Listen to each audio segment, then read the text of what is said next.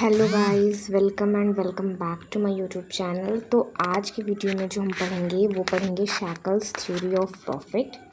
ठीक है, तो ये जो शैकल्स थ्योरी ऑफ प्रॉफिट थी वो जीएलएस शैकल ने डेवलप की थी। ठीक है, तो ये किस कॉन्सेप्ट पे बेस्ड है? अनसर्टेनिटी की कॉन्सेप्ट पे बेस्ड है। ठीक है, और जो होता है ये बताता है कि हमारे प्रॉफिट में, ठीक है, मतलब ये पर्टिकुलरली किस कॉन्टेक्स्ट पे बेस्ड है? प्रॉफिट। तो बताता है कि हमारे प्रॉफिट का रीज़न क्या होता है। ठीक है, वो कहते हैं कि जो प्रॉफिट होता है वो अनसर्टेनिटी की वजह से होता है। ठीक है, it argues that profit arises from uncertainty. ठीक है, क्यों प्रॉफिट अराइज होता है? जो अनसर्टेनिटी जो होती है, जो एंटरप्रेन्योर्स फेस करते हैं जब कोई वो इकोनॉमिक डिसीजंस लेते हैं, या बिजनेसेस में जो हमें अनसर्टेनिटी जब वो लोग फेस करते हैं, ठीक है, उसकी वजह से प्रॉफिट होती है। अनसर्टेनिटी का मतलब आपको निश्चित नहीं है, आपको कंफर्म नहीं है, अनकन्फर्मिटी की वजह से आपको प्रॉफिट होता है। ठीक है, और उन्होंने ये नहीं कहा था कि सिर्फ आप इनोवेशन की वजह से या आप रिस्क ले रहे हैं दैट्स वाई जो है आपका जो है प्रॉफिट हो रहा है ना। जो हमारी प्रॉफिट होती है वो किसकी वजह से होती है? अनसर्टेनिटी की वजह से, अकॉर्डिंग टू शैकल।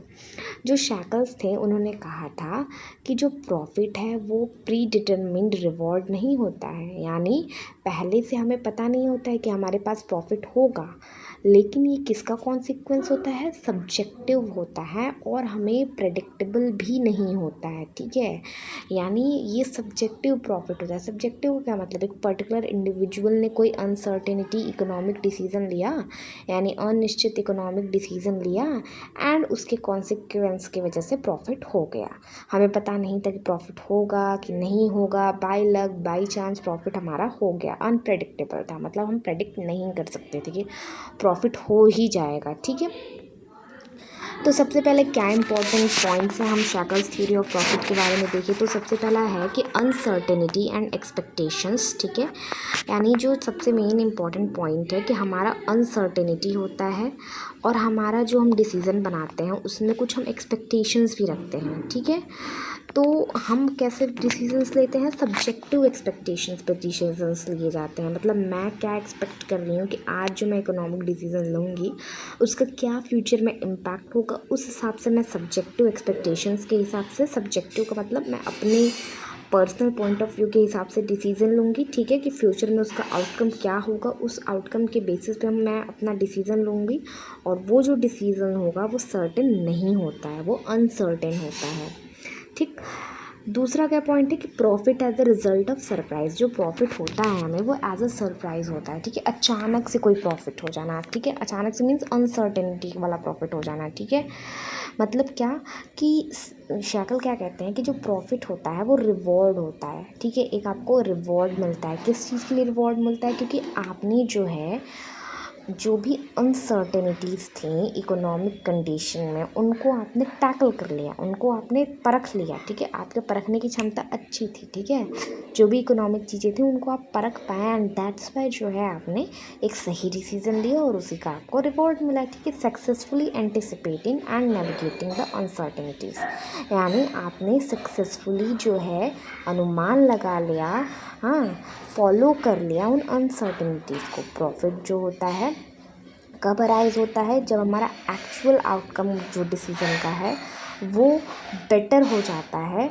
जब हमने एंटिसिपेट किया है उससे। जैसे कि मान लो हमें क्या होता है कि हमने एंटिसिपेट किया है कि हमें 10 रुपये का प्रॉफिट जो होगा वो मिलेगा। ठीक, लेकिन अनएंटिसिपेटेड चीज़ें हो गई। ठीक है, हमारा आउटकम बेटर हो गया, हमें 15 का प्रॉफिट मिल गया, तो वो एज अ सरप्राइज़ आया हमारे पास और हमें क्या हो गया? प्रॉफिट। फिर इमेजिनेशन का भी इम्पोर्टेंस उन्होंने दिया है।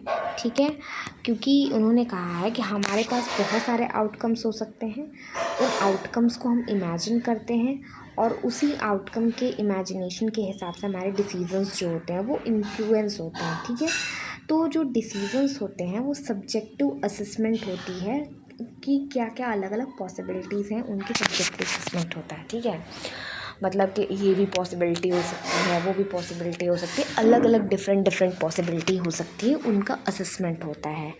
फिर हम क्वालिटेटिव कंसिडरेशन पे फोकस करते हैं, यानी जैसे कि हम लोग देखते हैं कि जो हम लोग डिसीज़न ले रहे हैं उनकी क्वालिटी क्या है। यहाँ पे क्वांटिटी का उतना प्लेस नहीं होता है।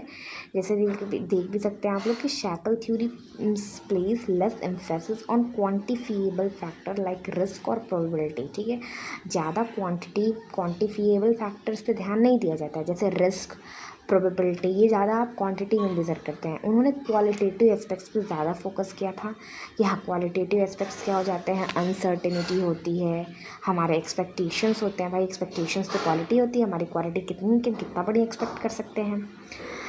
अब जो ट्रेडिशनल थ्योरी था इसकी क्रिटिक भी है शैकल थ्योरी। ठीक है, शैकल जो थ्योरी है वो ट्रेडिशनल थ्योरी जो प्रॉफिट्स की होती थी उनको चैलेंज करती थी। ठीक है, जैसे कि ट्रेडिशनल थ्योरीज क्या कहती थी कि आपके रिस्क बियरिंग कैपेसिटी कितनी है उस पर प्रॉफिट होता है, इनोवेशन कितना है उस पर प्रॉफिट होता है। ठीक है, लेकिन इन्होंने इसको खारिज किया और इन्होंने कहा कि प्रॉफिट जो होता है अनसर्टेनिटी की वजह से होता है, ना कि इनोवेशन या फिर रिस्क बियरिंग कैपेसिटी की वजह से होता है। ठीक है, तो इन एसेंस एट लास्ट हमारा शैकल्स थ्योरी क्या है कि ये कहता है कि जो प्रॉफिट होता है वो एक रिवॉर्ड होता है, एक हमें रिवॉर्ड मिलता है सक्सेसफुली क्या करने के लिए, नेविगेट करने के लिए, देखने के लिए अनसर्टेनिटीज़ को जो हम लोग अनुमान लगा लेते हैं उनको नेविगेट करने का हमें क्या होता है, रिवॉर्ड होता है। उन अनसर्टेनिटीज़ को भापने का रिवॉर्ड होता है। और जो होता है हमारे ये रिस्क टेकिंग कैपेसिटी पे डिपेंड नहीं करते हैं प्रॉफिट्स। और ये जो होता है सब्जेक्टिव इमेजिनेशन का एक पार्ट होता है, हमारी डिसीजन मेकिंग की क्षमता कितनी है उसका एक पार्ट होता है। So that's all about shackles theory of profit. अगर आपको किसी और भी चीज़ पे वीडियो चाहिए तो कमेंट में below in the comment section. Thank you.